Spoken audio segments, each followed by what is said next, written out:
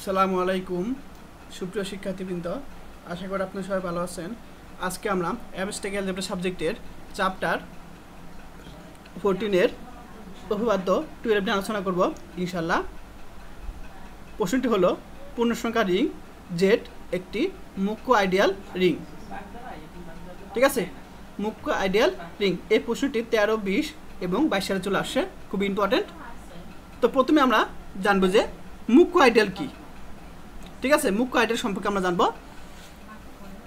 তো মুখ্য আইডিয়ালটা হলো একটি রিং আর এর একটি আইডিয়াল এস কে, অর্থাৎ রিং আর এর একটি আইডিয়াল এস কে কি আর এর মুখ্য আইডিয়াল বলে। অর্থাৎ একটা রিং এর আইডিয়াল এস কে আর এর মুখ্য আইডিয়াল বলে যদি এস আর এর একটি উপাদান দ্বারা সৃজিত হয়।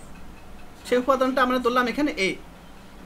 ঠিক আছে, তাহলে এস ইকুয়াল টু সৃজিত দ্বারা এটাকে প্রকাশ করা হয় এইভাবে।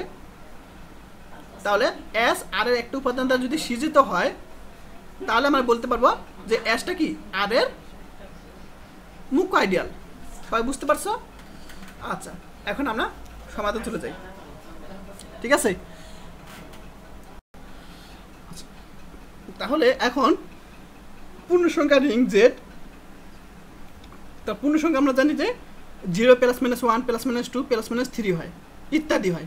এরকম সংখ্যাগুলোকে বলা হয় তোমার পূর্ণসংখ্যা সেট। আচ্ছা, এখন এই পূর্ণসংখ্যার যে কোনো একটা আইডিয়াল ধরলাম, সেটা হলো এস। আমি এসটা বিবেচনা করলাম।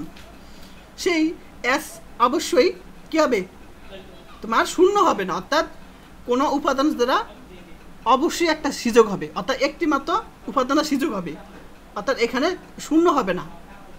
ঠিক আছে, তো শূন্য ব্যতীত তোমার এ বি ইত্যাদি হতে পারে, কিন্তু এখানে শূন্য হবে না। কারণ আমরা জানি যে মৌলিকের আইডিয়াল হওয়ার সত্যটা হলে তোমার কি যে একটি উপাদান দ্বারা সৃজিত হবে, তাহলে অবশ্যই কি এটা 0 হতে পারবে না। এখন যদি এ যেটা 0 না, এর মানটা কি তোমার 0 হবে না। এখন ধরি যে একটা উপাদান এ, সেটা এস এর মধ্যে আছে। একটা উপাদান ধরলাম আমরা কি এ, সেটা এস এর মধ্যে আছে, এবং এটা বিপরীত উপাদানটা কি তোমার এস এর মধ্যে আছে। তাহলে এটি সুস্পষ্ট যে এ অথবা -a, তার আমরা তো এর মান জানি না, এর মানটা কি আমরা জানি না। তাহলে এই এ অথবা -a, এই দুইটার মধ্যে যে কোনো একটা কি হবে, ধনাত্মক পূর্ণসংখ্যা হবে, ধনাত্মক পূর্ণসংখ্যা হবে। তাহলে এই দুইটার মধ্যে যে কোনো একটা কি হবে, ধনাত্মক পূর্ণসংখ্যা হবে। তখন এস ক্ষুদ্রতম ধনাত্মক পূর্ণসংখ্যা দান করবে। ঠিক আছে, এসটা কি তখন ধনাত্মক ক্ষুদ্রতম ধনাত্মক পূর্ণসংখ্যা দান করবে। ক্ষুদ্রতম ধনাত্মক পূর্ণসংখ্যা মনে করো 1, ঠিক আছে, দান করবে। এসটা কি তোমার মনে করো ক্ষুদ্রতম ধনাত্মক পূর্ণসংখ্যা কি 1 দান করবে। আচ্ছা, তো আমি ধরে নিলাম যে সর্বনিম্ন উপাদানটি বি, অর্থাৎ যে আমরা 1 ধরেছিলাম সেই 1টা মনে করলাম আমরা বি মনে করলাম। ঠিক আছে, তাহলে এক্স আমি তাহলে কী হবে, এক্স তোমার এসের উপাদান এর জন্য বাক প্রক্রিয়া অনুযায়ী পাই। তাহলে আমরা এক্স একটা উপাদান ধরলাম, সেটা কি এসের মধ্যে আছে। ঠিক আছে, অর্থাৎ আইডিয়ালের মধ্যে আছে, সেটা কি তোমার এই এক্সের জন্য আমরা একটা বাক প্রক্রিয়া অনুযায়ী পাই। তো বাক প্রক্রিয়াটা হলো তোমার, আমি তোমাদের দেখিয়ে দিই অন্য একটা বই থেকে। তো দেখো বাক প্রক্রিয়াটা কী হলো এখানে, যে এ আর বি দুইটা ধনাত্মক পূর্ণ সংখ্যা হলে, যেখানে বি কি নট ইকুয়াল টু 0, ঠিক আছে, তখন এমন একটু অনন্য দুইটা পূর্ণ সংখ্যা থাকবে কিউ এবং আর, যেন a equal to b q plus r, সে আরটা কি 0 থেকে বড় বা সমান এবং বি এর থেকে ছোট। এটা তোমার বাক প্রক্রিয়ার নিয়ম। আচ্ছা, এখানে আমরা এক্স একটা উপাদান ধরছি, ঠিক আছে, এর আগেও কিন্তু আমরা বি ধরছি, সর্বনিম্ন উপাদানটা আমরা বি ধরেছি, সেটা কি 1।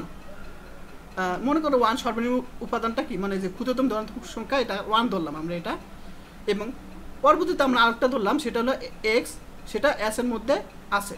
তার জন্য বাক প্রক্রিয়াটা কী হবে তোমার, x equal to b q plus r, যেখানে এই যে এখানে এই নিয়ম অনুসারে বি কিউ প্লাস আর। তো এই বিটা হলো তোমার কি সর্বনিম্ন যে ধনাত্মক পূর্ণ সংখ্যা, সেটা এই বি হলো এটা, আর কিউ আর হলো তোমার পূর্ণ সংখ্যা। কিউ আর হলো তো কি পূর্ণ সংখ্যা, যেখানে তোমার এই আর হবে, এই যে আরটা হবে 0 থেকে বড় বা সমান এবং বি এর মান থেকে ছোট। তাহলে আমি এখান থেকে আর এর মান লিখতে পারি যে সাইড চেঞ্জ করে r equal to x minus b q. যেহেতু বি হচ্ছে সর্বনিম্ন ধনাত্মক পূর্ণ সংখ্যা, তাহলে বিটা কি সর্বনিম্ন ধনাত্মক পূর্ণ সংখ্যা বলছে। তাহলে আমরা এখানে বিটা হলো কি তোমার সর্বনিম্ন ধনাত্মক পূর্ণ সংখ্যা। তাহলে আমরা বি এর মান কি মনে করো 1 ধরছিলাম না, আমি 1 ধরেছিলাম। তাহলে অবশ্যই আর এর মানটা 1 থেকে ছোটো হবে, আর এর মানটা কি অবশ্যই 1 থেকে ছোটো হবে। তাহলে আর এর মানটা অবশ্যই কী হবে তোমার 0 ধরলাম, এখানে অবশ্যই কী হবে আর এর মান তো 0 হবে। এখন আর এর মান কি ঋণাত্মক হবে না, আমাদের এখানে বলছিল কি তোমার ধনাত্মক বলছিল, ঠিক আছে।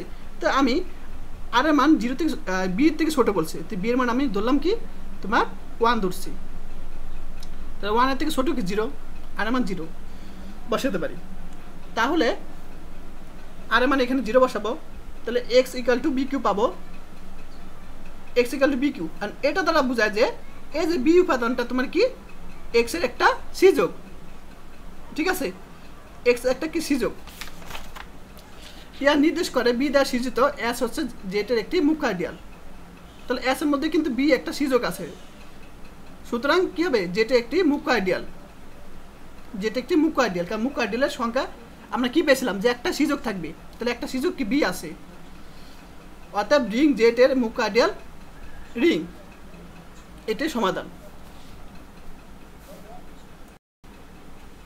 আর যারা এখন আমার ইউটিউব চ্যানেলটি সাবস্ক্রাইব করে নাই তারা অবশ্যই করে দিও।